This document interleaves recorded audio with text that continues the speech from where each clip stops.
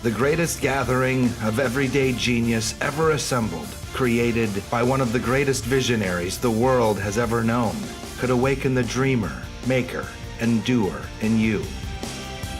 Hi, Shell Point. I'm Laura Slack, Director of Resident Life, and I'm here today to talk about a class in the Academy of Lifelong Learning. We're here today with Don Adams from Genonia, and he's going to be talking about the other Henry Ford, Packrat Antiquer Museum Maker.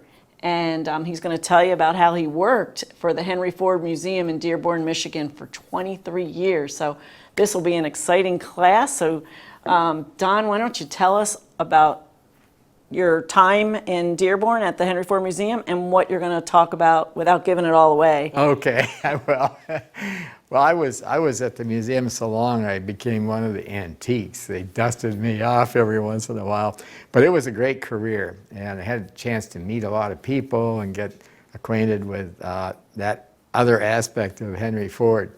Henry Ford was really an outrageous guy. I don't know of anyone who has collected as much stuff as he did during the time he did, or even up to the present day.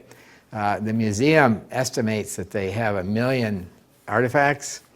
Only Smithsonian would come close to that among history museums.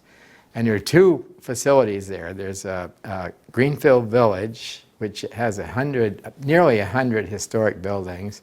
And then there's Henry Ford Museum, which has an 8-acre exhibition hall.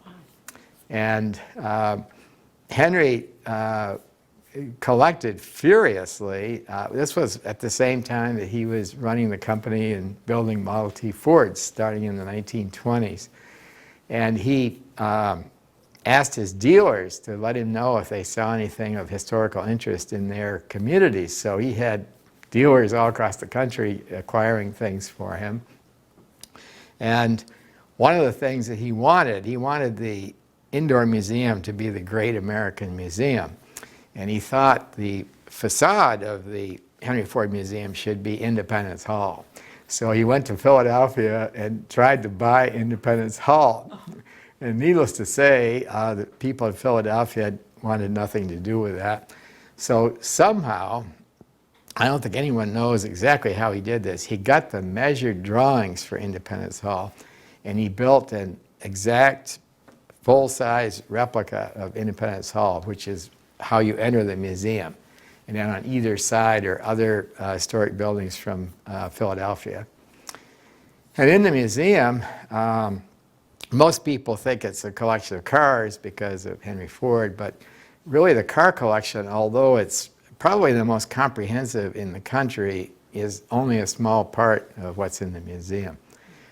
He contracted with Wurlitzer, for example, to collect his musical instrument collection. Israel Sack did the furniture collection.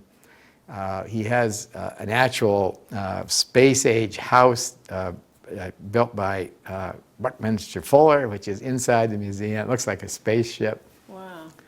And then over in Greenfield Village, which is adjoining the museum, he was a great admirer of Thomas Edison. And as you know, we have the Edison Ford homes here. And he wanted to celebrate Edison's work. So he went to New Jersey, Menlo Park, New Jersey, and there were a few remnants of Edison's lab there. So he worked closely with Edison and did a very exacting replica of Edison's lab in Greenfield Village. That's the building in which Edison invented the electric light. And he also was an admirer of Abraham Lincoln, so he acquired one of the courthouses where Abraham Lincoln practiced law.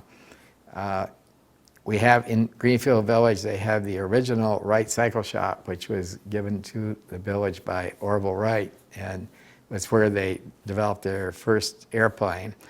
And it sort of goes on and on, all these many items that are associated with famous people.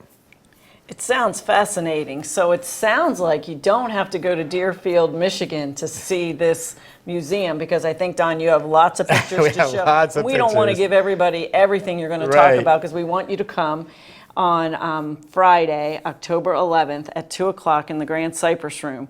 So please sign up at any concierge desk and come and hear this fascinating talk with Don Adams. We'll see you then.